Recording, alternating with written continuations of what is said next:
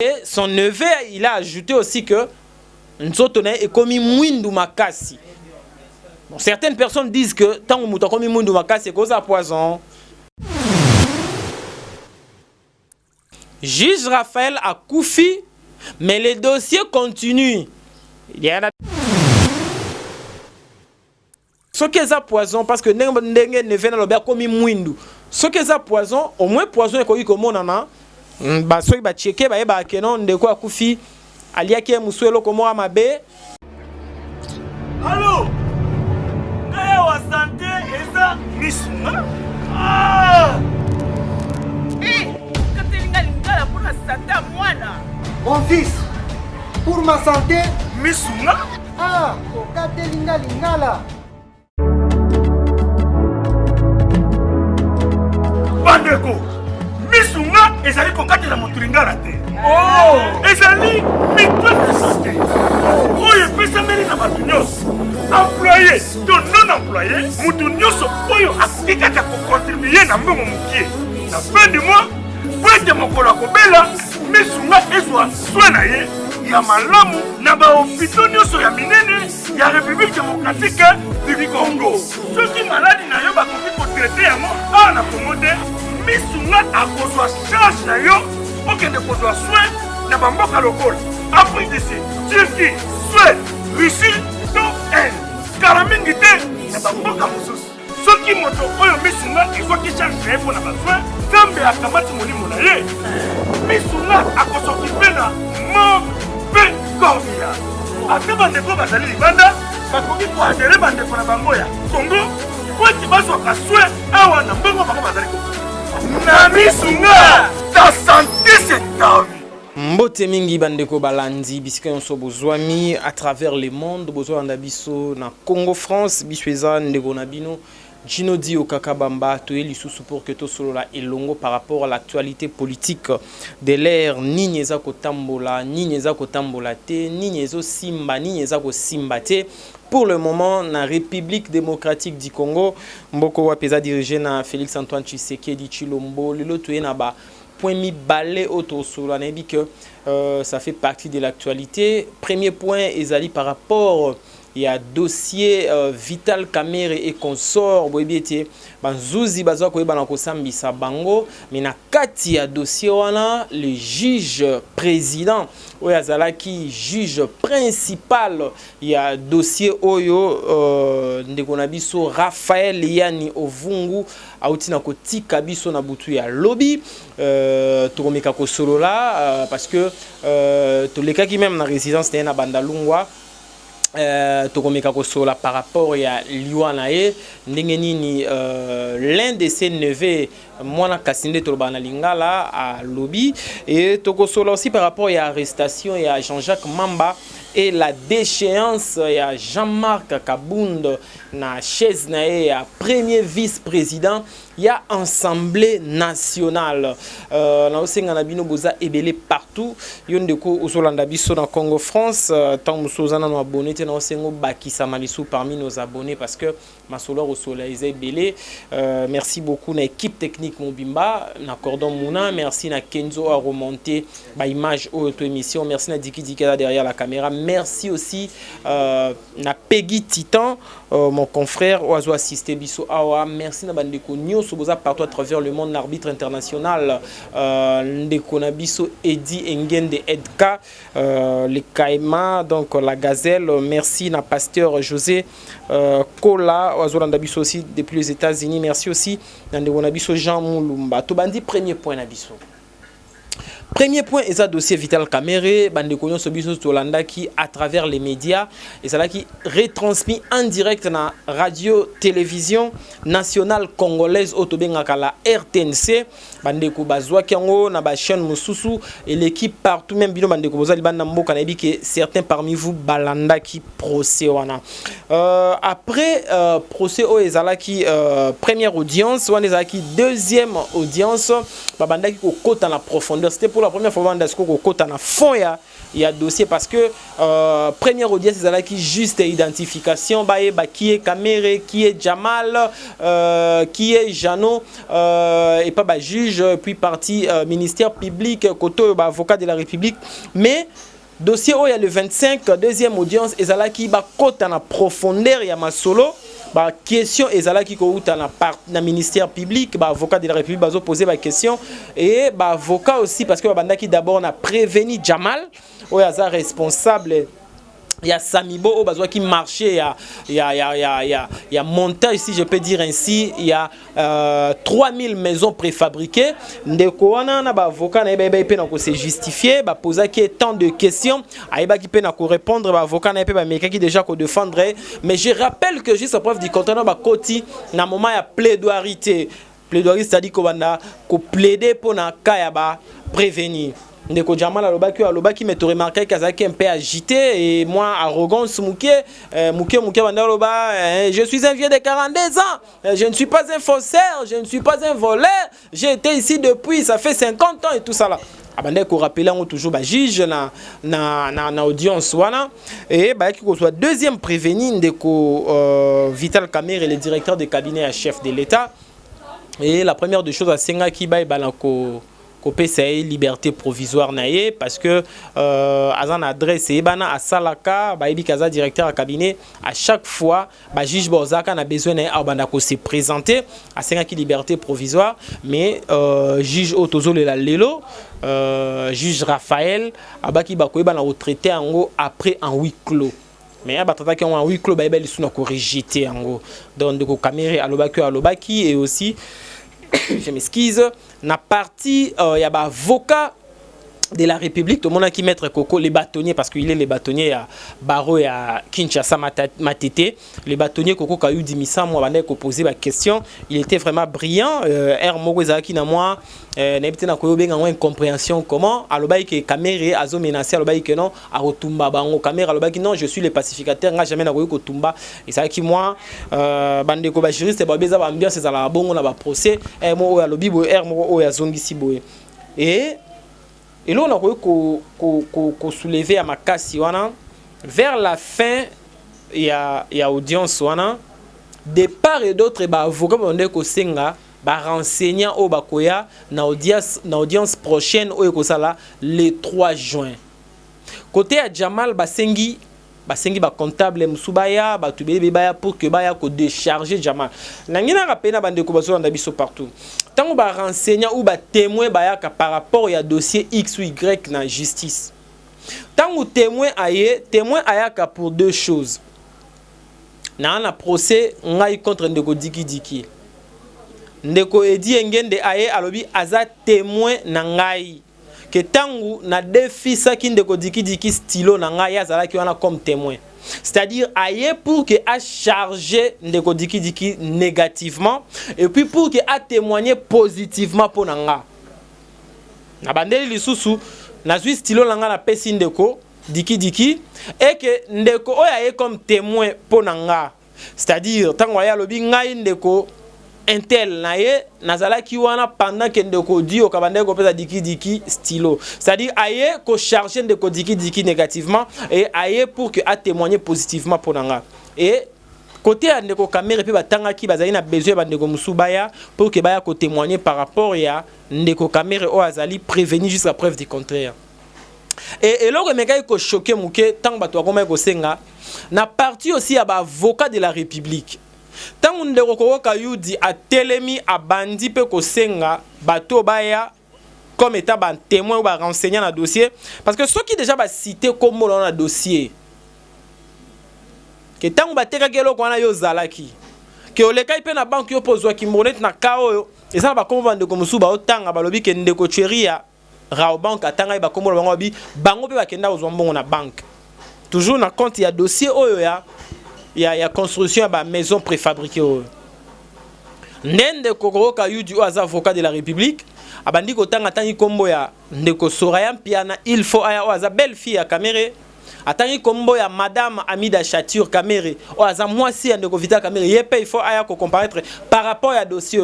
Et tangu ba avocat il a prévenu Kamere bazu parole nazo ba sous maître Kabengela lobby on peut perdre sa liberté, on peut perdre sa vie, c'est-à-dire au Koufi, mais on ne peut pas perdre sa dignité. Kibo moto. Alors pourquoi on va interpeller Madame Amida Chatur Kamere et pourquoi on va aussi interpeller, je ne sais pas, Madame ou Mademoiselle Soraya Mpiana? Parce que s'il faut interpeller, c'est que Bisson sont même nous nos avocats, il faut aussi interpeller nos femmes.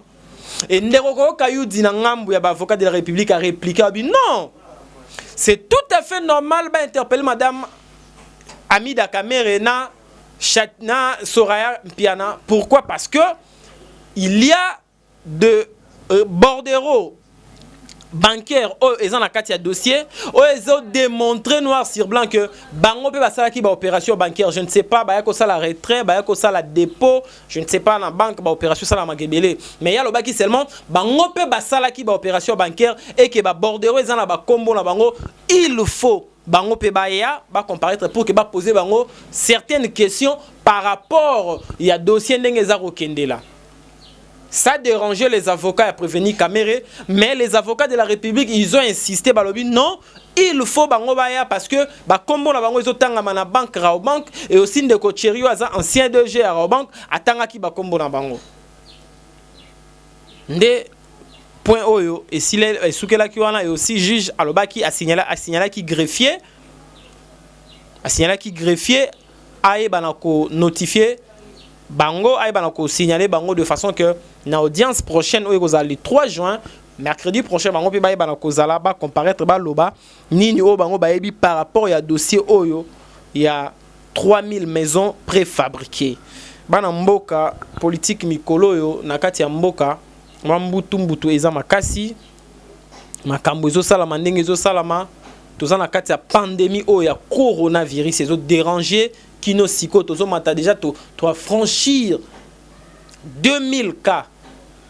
L'autre on a 2015 cas au basa testé positif na coronavirus oyo na bokono oyo ya mabe oyo, mais côté politique rien ne marche. L'économie est par terre du fait que bakanga commune ya Gombe o eza centre d'administration, centre d'institution nyoso ya Congo na lo bate ya Kinshasa mais ya Congo eza kuna du fait que bakanga Gombe na Gombe kuna to na les plus grands marchés à ville qui s'appelle à Congo auto benga zando munene marché central, ça dit bato bakenda oteka na zando ba okota te, bato bakenda ko beta libanga na ville ba okende te, bato bakenda musa na administration publique ou na ba privé ba okota te. Donc l'économie est par terre, makambo eza moi ebele.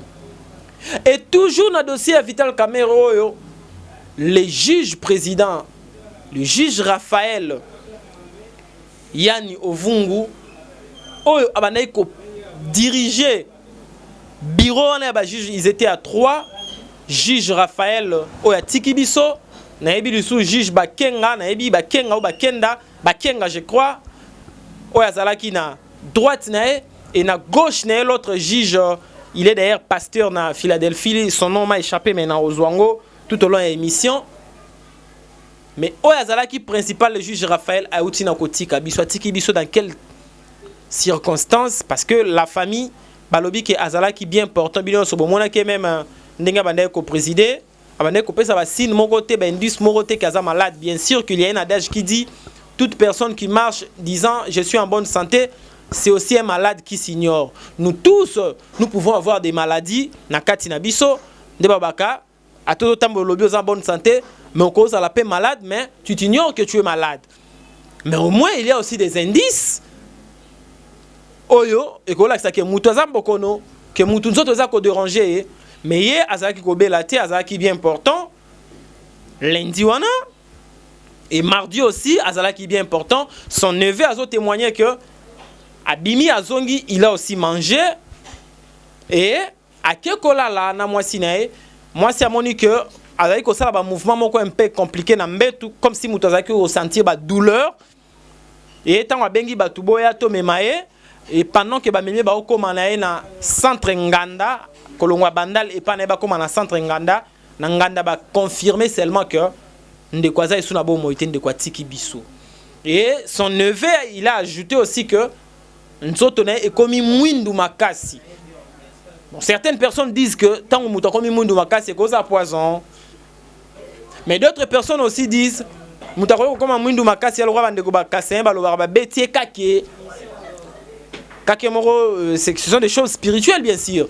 Kakemoro spirituel, bon mon amboulate, vous late, bon mon lote, mais bon mon seulement muta komi mwindu. Bon nous ne savons pas. Ba betie kake, on ne sait pas. Les poisons, on ne sait pas. Mais c'est un monsieur vraiment intelligent. C'est une intelligence, c'est une tête de la République. Parce que, comme on a la façon dont il présidait, tant que Silisi Nandeko Jamal, pour la petite histoire, on a remarqué. Tant que Silisi Nandeko Jamal, tant que Abengi prévenu Kamere, il s'est déplacé. Alors, moi qui n'a table, on a un juge.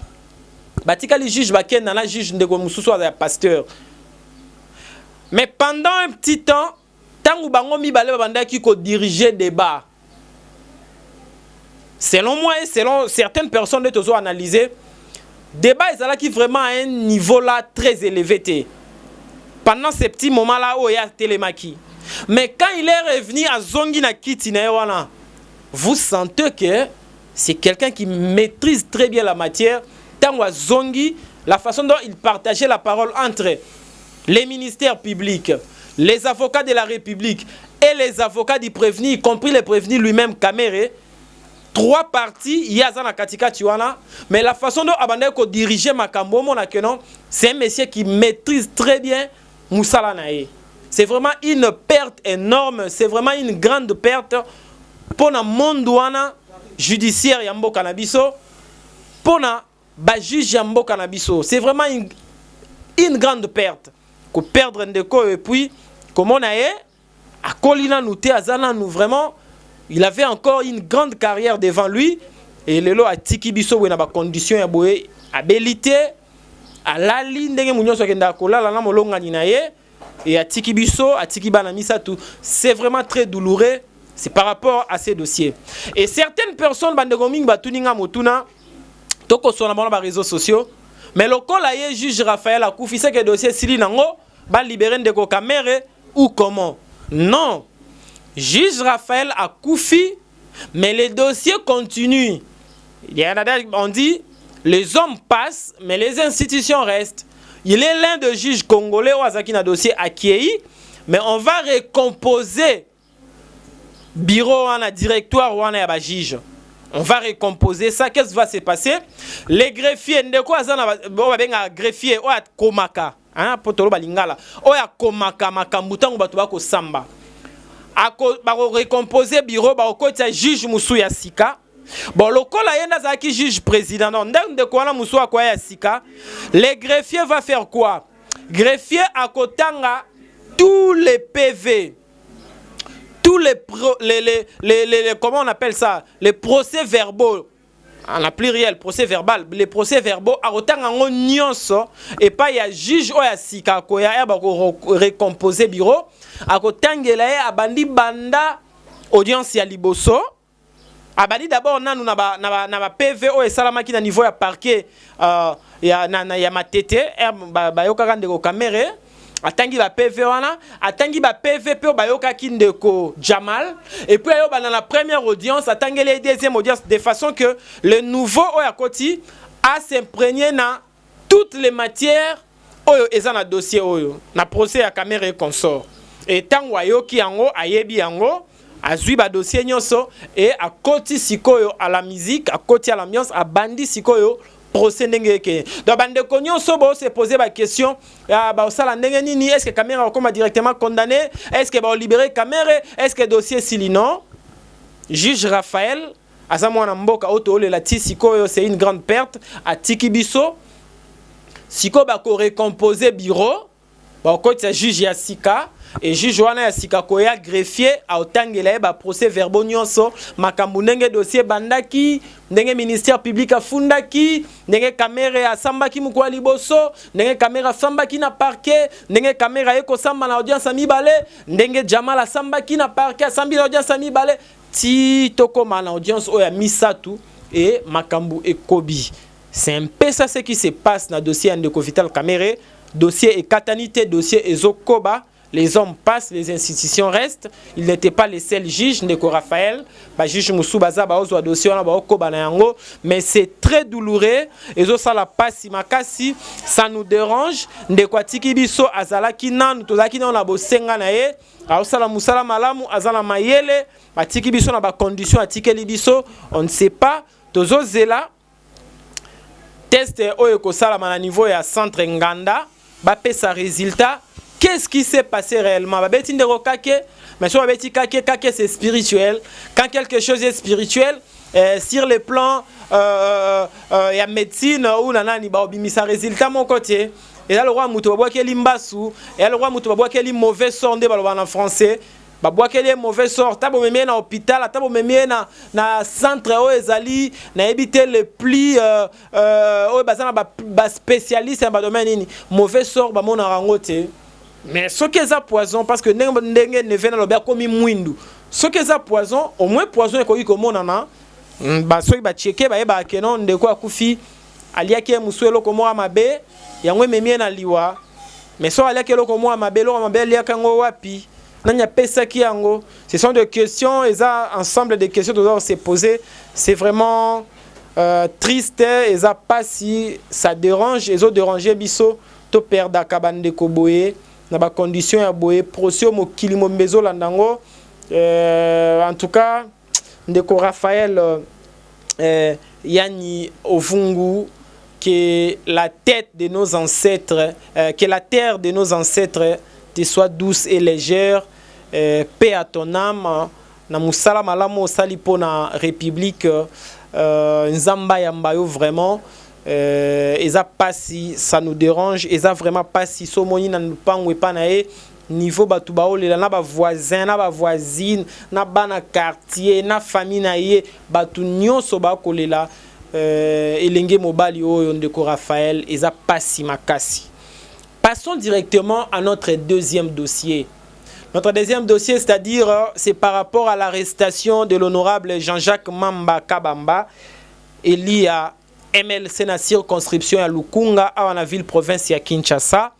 Et dans ces mêmes dossiers-là, l'arrestation à Jean-Jacques Mamba, il y a aussi la déchéance, il y a premier vice-président, il y a Assemblée nationale, honorable Jean-Marc Kabound à Kabound.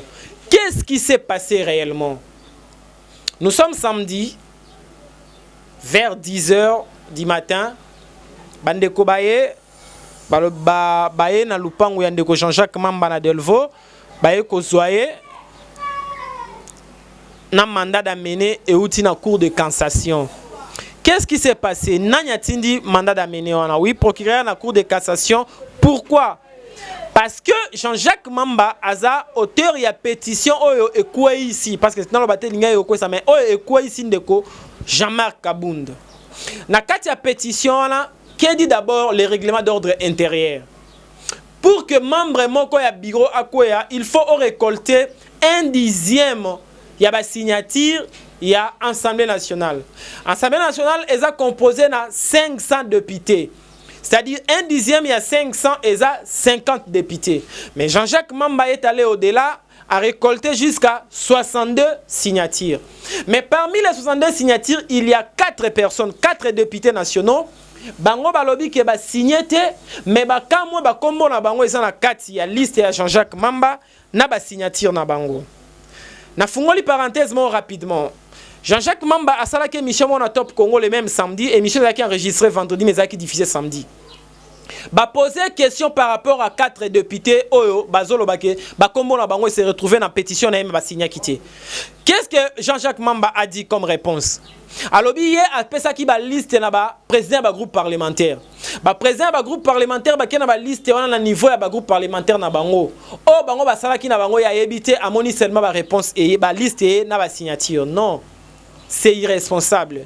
Parce que ceux qui président un groupe parlementaire, je donne un exemple. Le président d'un groupe parlementaire, par exemple, il y a PPRD. Au PCA, il y a la signature.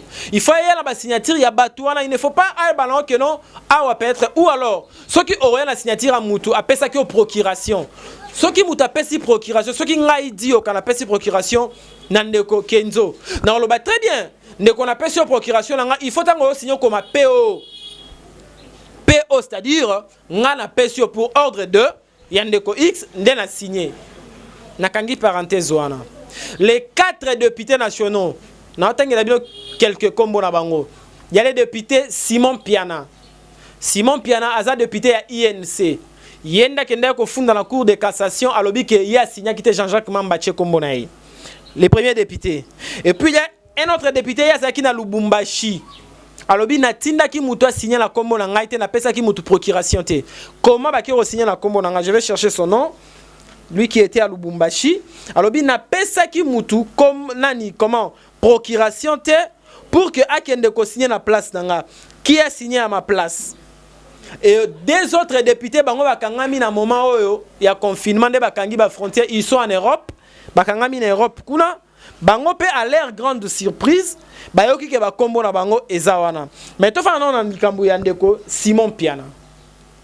Simon Piana lobi que lokola nga na pesa ki autorisation de la pesa ki yo Jean-Jacques signature na ngate au sali aux 8 signatures na nga, c'est ce qu'on appelle à droit faux usage de faux. Aki a fundi Jean-Jacques Mamba na niveau ya cour de cassation. Et cour de cassation samedi baye bazwin de ko Jean-Jacques Mamba bakenaye. Na moni niveau ya mobilisation et salamaki na Assemblée nationale bakangaki papa Molière honorable Nembalemba Eli Afuna. Na mona député moko sala déclaration te. Même na bureau ya Assemblée nationale na mona maman Janine Mabunda a mobilisé na édition samedi wana. C'est presque tous les députés nationaux au Bazana et Villa Kissa Bayaki dans l'Assemblée nationale. Ba président ba groupe parlementaire ba sali ba déclaration. Ba président ba commission ba sali ba déclaration. Ba lobi ba libérer Jean-Jacques Mamba sans condition ba tikaye. Bango moko ba traiter likambo na niveau ya commission na bango ya comment on appelle encore la commission et de l'andela makambo ya ba incompréhension ya ba rivalité entre les députés. Mobilisation là déjà, bande comment mais un peu comme Sosola, est-ce qu'il y avait une main noire derrière ça? Et aussi l'arrestation de Jean-Jacques Mamba. Ils avaient arrestation moko régulière ou arrestation moko irrégulière. La façon de bakangela qui est na vitesse wana. Bande comme Musuba lobby, selon de ko Jean-Marc Akabund alinga ki bakanga Jean-Jacques Mamba pour se bakange tout aller s'arrêter parce que Constitution na biso na article je crois 107. Na lingina za la précis pour ne pas que bande ko baloba olobi maka mususu yango lobi mususu. Article 107 lobi que quand il y a un dossier na niveau judiciaire tout s'arrête, c'est-à-dire même na niveau législatif, c'est-à-dire na deux chambres kuna na assemblée nationale ou na sénat, ça va s'arrêter jusqu'à ce que na niveau judiciaire dossier soit que sili ne bango na niveau législatif ba ozwango. Je donne un exemple. Législature passée 2011 à 2018. L'honorable Sami Badi Bangatitan, au Azalelo, sénateur, premier vice-président du Sénat. Il était député national Eli Amouamba. Azalaki na conflit na Obeminaku.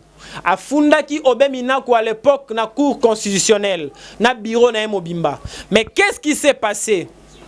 Baebisa qui est que il faut que nous dossier kuna na cour constitutionnelle ce qui est sili ndeto koya à niveau ya Assemblée nationale au lieu oluka okoisa bureau na bandeli lisusu na législature passée honorable Sami Badi Bangatitan a fundaki bureau ya assemblée na niveau ya cour constitutionnelle et puis na niveau ya assemblée fallait ba koisa ba quitter.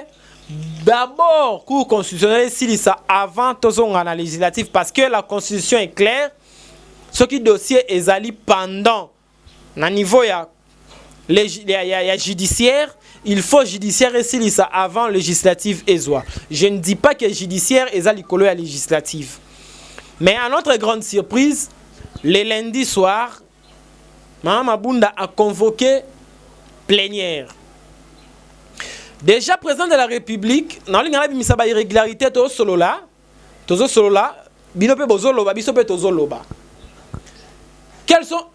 qu'il y a des irrégularités par rapport d'abord à la pétition et par rapport aussi à la plénière de ces lundis-là? Mme Mabunda a convoqué plénière. Du moment où on a été d'urgence, le président de la République a décrété qu'Alobaki a lingui rassemblement à plus de 20 personnes au Salamatier. Ils étaient au nombre de 300, plus de 300 députés, 315 ou 317 comme ça là. Bangoyon Swazaki na katia salle. Malgré qu'ils avaient respecté la distanciation sociale. Mais bazaki de GBL. Tu évites ce ba contamination et salami kuna to go salama kuna. Baleki qui dans la vote ba kwei sindeko Jean-Marc Kabound. Mais les irrégularités ezebele ya liboso. 4 députés nationaux balobi ke bazo reconnaître ba signature wana te ezaya bangote. Il y a déjà faux usage de faux. Irrégularité a mis balé. Ce qui va bazo quoi ba fundi membre moko ya bureau. Avant ya koleka na vote, il faut pas sa membre wana ya bureau parole à se défendre. Est-ce que Jean-Marc Kabound a qui parole pour qu'à se défendre? Non. Mais wana aussi il y a à boire et à manger. Certains députés disent que Jean-Marc est moko boya ki koya na plénière parce qu'il savait que ba okwe isaye. Mais même si Aboya Ikoya la plénière, du fait que Boyo qui était directement Bolekina vote, Bokeka a voté contre eux. N'est-ce pas qu'il y a, c'est aussi une irrégularité. Ben irrégularité eza moi mingi na likambwana. Bandeko ya IDPS balobi ke ba otikate, ba ofunda de façon que cour de cassation akati la bango likambu. Est-ce que déchéance wana eza légal ou est-ce illégal? Ce qui est illégal, barozongi sandeko Jean-Marc n'a pas droit na cour de cassation, mais ce qui est légal ndeko Jean-Marc a ozongate parce que il y a déjà des signataires au bazo boya balobi bango ba signa ki angote ba tira kopesa avis la bango te na makambwana. Donc prochainement to ozonga pour que to sur la makambo lisusu. Voyons voir qu'est-ce qui va se passer na niveau ya cour de cassation. Est-ce que ça va passer? Est-ce que ça ne va pas passer? Tokuta nabino prochainement. Ba dossier zebele puis to sola lisu mingi par rapport à ndeko nabiso Raphaël. To zonga lisu na famille, to zonga to landela, to kapé ba résultat nini oyo. Ba kopé sabiso au centre nganda opesa akufina nini. Merci beaucoup na bandeko sur landi biso partout. Merci Nandeko Diki Azaki derrière la caméra. Merci Nandeko Kenzo Nandeko Muna. Merci Nandeko Didi Dipumba boss en tout cas Bambo Tebele. Plein de bonnes choses. Merci Nandeko l'entraîneur, l'arbitre international Eddie Ngende Edka na pesio Bambo Tebele na France. Les Caïmans, la Gazelle na pesio Bambo Te. Merci na unité centrale Jean Moulumba. Merci aussi na pasteur José Kola. Je n'oublie pas Alfred Lotimea, Motomoko bien na Dallas. Plein de bonnes choses. Bandeko to lingamboka eza pasi. Makambo ezo tambola loko ezo tambola te. Maladie ezali makambo ebele mais kimia na nzambe za na mabota na bino ezala ki wa bino ndeko Gino Di Okakabamba. Numéro de téléphone yango wana plus 243 89 81 26 008. Tokuta na bino prochainement. Plein de bonnes choses. Bye. Congo France.